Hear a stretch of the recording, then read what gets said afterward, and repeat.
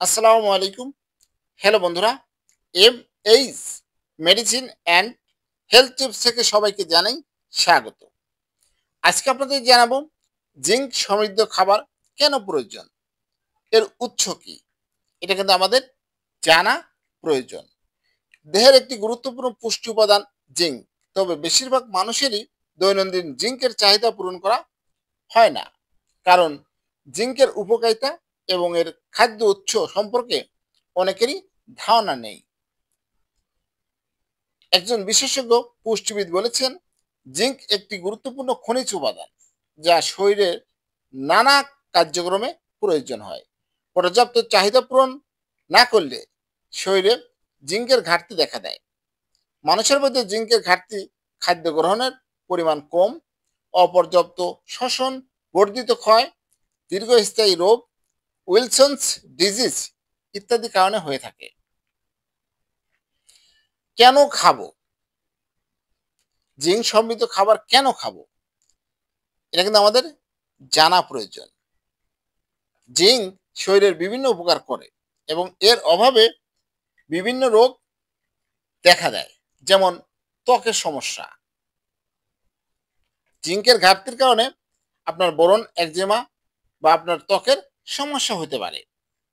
মুখের ক্ষত, জিঙ্কের ঘাটতিতে ক্ষত হতে পারে, জিহ্বার সাদা আবরণ পড়তে পারে, মুখের কোণে ঘা হতে পারে। দৃষ্টি, গন্ধ এবং স্বাদ, তীব্র জিঙ্কের ঘাটতিতে ঘ্রাণ শক্তিতে ব্যাহত করতে পারে এবং স্বাদকে ব্যাহত করতে পারে। তীব্র জিঙ্কের ঘাটতি দৃষ্টিশক্তির উপর প্রভাব ফেলে। রোগ প্রতিরোধ ব্যবস্থা, জিঙ্কের ঘাটতিযুক্ত ব্যক্তিদের রোগ প্রতিরোধ ক্ষমতা দুর্বল হলে শ্বাসযন্ত্র, পাকস্থলী এবং অন্যান্য সংক্রমণ যেমন নিউমোনিয়া হতে পারে। জিঙ্কের ঘাটতির কারণে রক্তের প্লাজমাতে প্রদাহজনক সাইটোকাইনের মাত্রা প্রভাবিত হয়।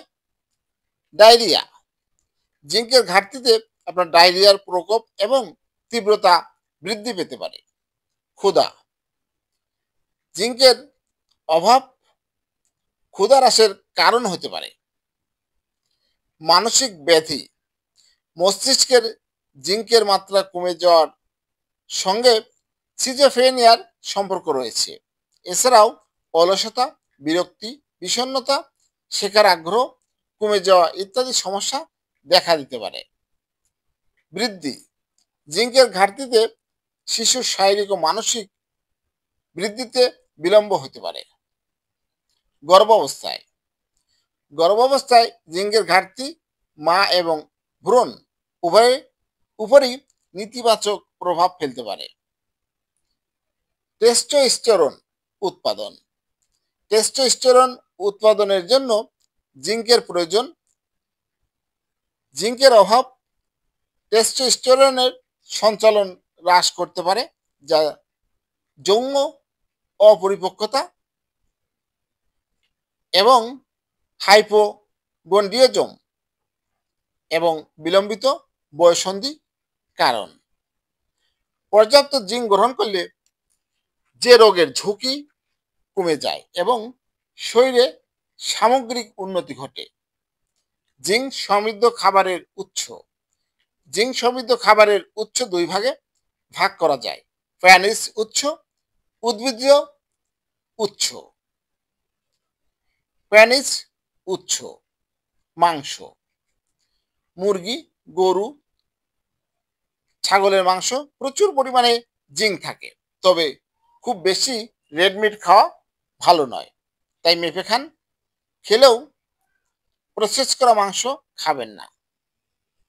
সামুদ্রিক মাছ, কম ক্যালোরি অথচ বেশি পরিমাণে জিঙ্ক আছে এমন খাবার খেতে হবে, যেমন কাঁকড়া, ওয়েস্টারের মতো খাবার খেতে পারেন।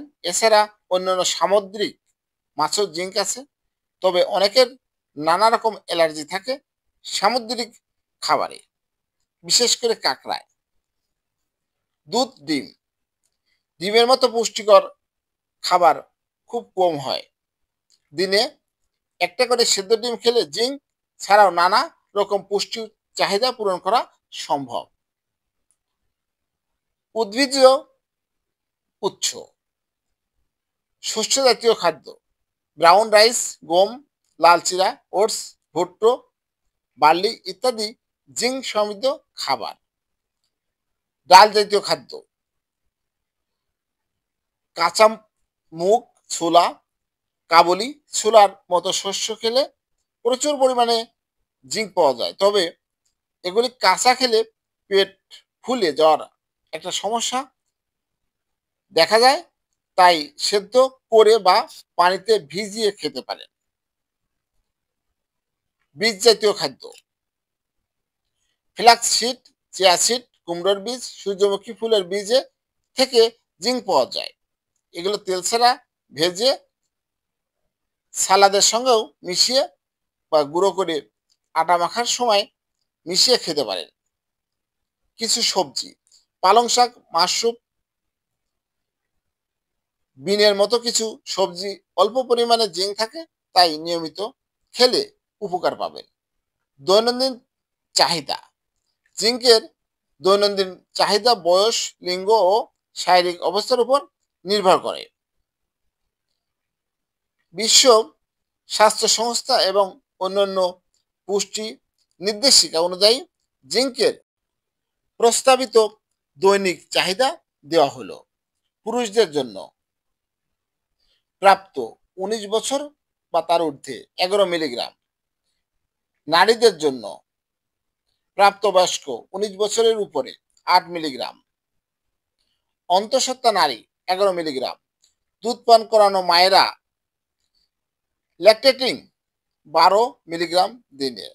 শিশুদের জন্য 1 থেকে 3 বছর 3 মিলিগ্রাম, 4 থেকে 8 বছর 5 মিলিগ্রাম, 9 থেকে 13 বছর 8 মিলিগ্রাম, 14 থেকে 18 বছর ছেলে 11 মিলিগ্রাম দিনে, 14 থেকে 18 মেয়ে 9 মিলিগ্রাম। অতিরিক্ত গ্রহণের সতর্কতা, দীর্ঘদিন অতিরিক্ত জিঙ্ক প্রতিদিন 40 মিলিগ্রাম বা তার বেশি গ্রহণ করলে কপার শোষণে ব্যাঘাত ঘটতে পারে এবং রোগ প্রতিরোধ ক্ষমতা কমে যেতে পারে। হ্যালো বন্ধুরা, আপনাদের জানানোর চেষ্টা করেছি জিঙ্ক সমৃদ্ধ খাবার কেন প্রয়োজন এবং জিঙ্ক সমৃদ্ধ খাবার এর উৎস কোথায়, উৎস কি, এটা কিন্তু আমাদের জানানো বা জানার প্রয়োজন। হ্যালো বন্ধুরা, আমার এই ভিডিওটি যদি ভালো লাগে, নতুন নতুন ভিডিও পেতে আমার চ্যানেলটি এখনই সাবস্ক্রাইব করে রাখুন, লাইক, কমেন্ট, শেয়ার করুন। সবাই ভালো থাকবেন। আজকের মতো বিদায় নিচ্ছি। আল্লাহ হাফেজ।